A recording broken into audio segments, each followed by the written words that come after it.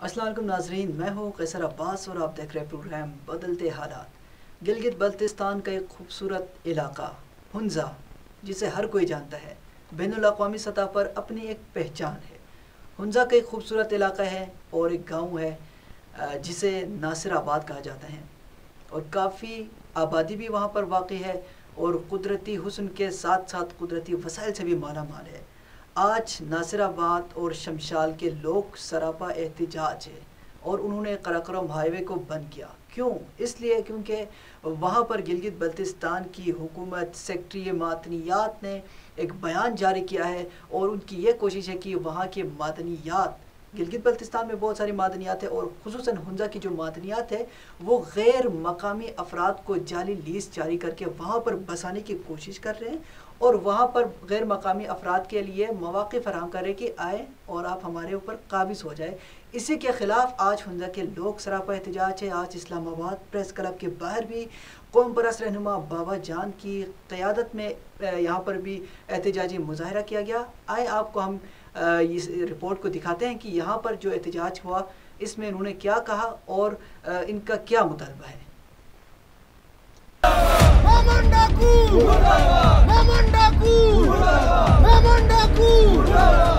मैं और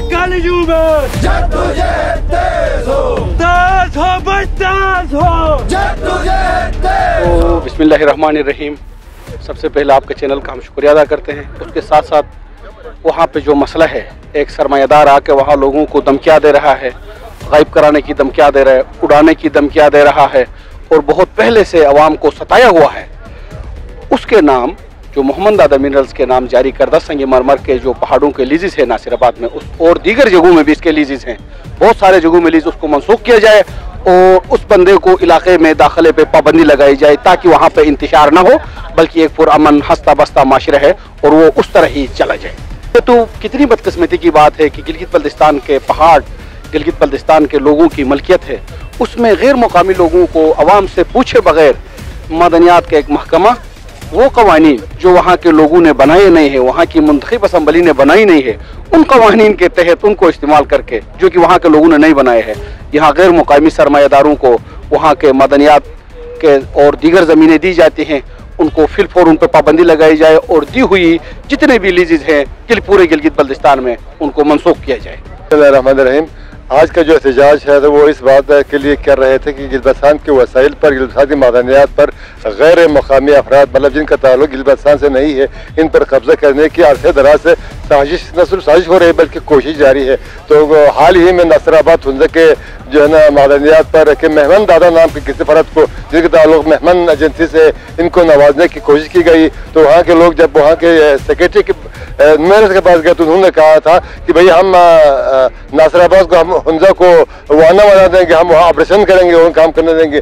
मैं कहना चाहता हूँ गिलगित बल्तिस्तान में एक इंच ज़मीन खलीफे सरकार नहीं है। गिलगित बल्तिस्तान की ज़मीन, गिलगित बल्तिस्तान की मादनियात, गिलगित बल्तिस्तान की जंगलात गिलगित बल्तिस्तान वालों का है और हम अपने हकीमियत से, हक की मिल्कियत से कभी दस्तबरदार नहीं होंगे।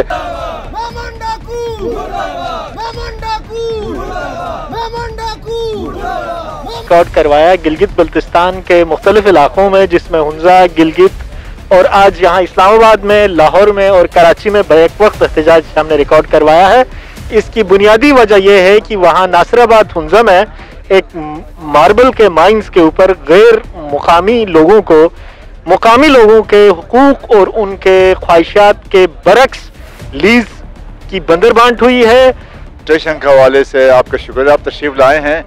आपने देखा कि जो बेसिक जो फंडामेंटल ऑब्जेक्टिव है वो गवर्नमेंट खुद है और जो गवर्नमेंट का जो आसिफुल्लाह 20वां ग्रेड का एक नालायक सेक्रेटरी है, उसके जो अल्फाज को आप देखें और उनके अल्फाज पर आप गौर करेंगे कि वहाँ के जो महज़िब लोग हैं, शरीफ लोग हैं, उनसे ये कहा गया है कि अगर आप नॉन लोकल मोहम्मद डाकू को लीज नहीं देंगे तो मैं दहशतगर्दों को वहाँ लाऊंगा।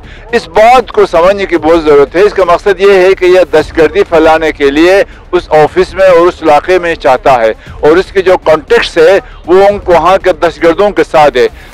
दूसरी बात यह है कि बहुत सारे हमारे साथी मुकर्रिर ने यहाँ बात की है, हुंजा का जो स्ट्रेटेजिक पॉइंट ऑफ व्यू है, हुंजा का जो कल्चर है वो हज़ारों पुरानी है। Coming back to the point, इस पॉइंट के हवाले से हमारे 3-4 अहम मुतालबात है। सबसे पहली बात तो ये है कि जो ये आसिफ है जिसने बहुत बड़ा गेम खेला है, ये इंटर स्टेट है और टेररिस्ट के साथ ये मिला हुआ है, सबसे पहले इसको टर्मिनेट किया जाए और फिर इसके साथ इसके खिलाफ में बाकायदा इंक्वायरी की जाए।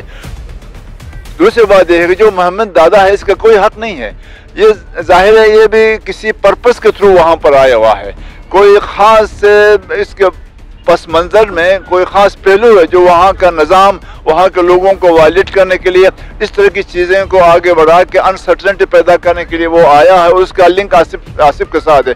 और इसका लिंक मैं आपको ये भी बताना चाहूँगा क्लियरली कि सीएम भी इसके शामिल है। अगर सीएम शामिल ना होता तो इस तरह की चीज़ें कभी नहीं होती। 2 महीनों से यहाँ बैठा हुआ, सारे रिप्रेजेंटेटिव्स यहाँ बैठे, उनका क्या काम, इस तरह के हालात में वहाँ जाएँ। तो लिहाजा जो लोकल एंटिटी है, जो लोकल प्रॉपर्टीज है, जो लोकल रिसोर्सेज है, उस पर किसी का हक नहीं है। जी तो नाजरीन, इनका यही कहना है कि गिलगित बल्तिस्तान के फैसले गिलगित बल्तिस्तान में ही हो, गिलगित बल्तिस्तान की ज़मीनों पर गिलगित बल्तिस्तान के लोगों का ही हक हो, वहाँ के मादनियात पर इनका ही हक हो। गैर मकामी अफराद को जाली लीज जारी करके वहाँ पर न बसाया जाए। अगर बसाया जाए तो अवामी जो है तौर पर शदीद रद्द अमल सामने आएंगे और भरपूर एहतजाज करेंगे। अगर आपको वीडियो अच्छी लगी तो ज़रूर शेयर कर दीजिए। बहुत शुक्रिया।